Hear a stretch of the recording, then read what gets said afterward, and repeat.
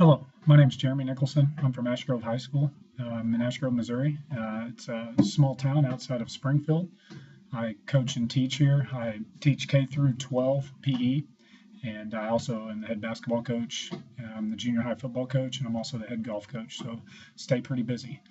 I also have a beautiful family. My wife, Leah, she also teaches here at Ash Grove, and I have a 9-year-old boy named Brady, and I have a 5-year-old girl named Brooke. She'll be in kindergarten next year, so our whole family will be here at this little town at Ash Grove.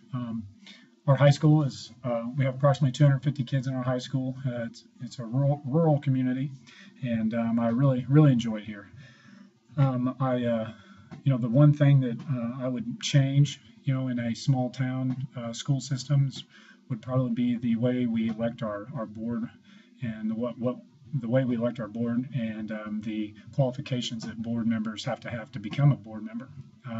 I think that sometimes parents or community members feel a sense of entitlement and try to be elected on the board for and have their own personal agendas. And I feel like that is not necessary for a small school, and any school for that matter. I feel that it's very important for a person to become a board member for the correct reasons and the right reasons.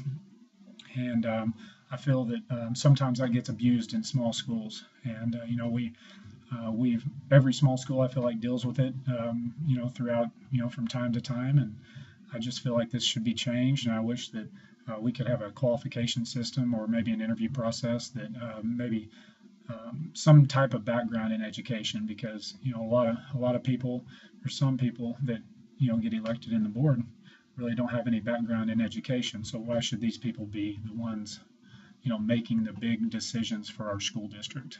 But that's one of my issues I have with education, and I look forward to this course, and we'll see you later.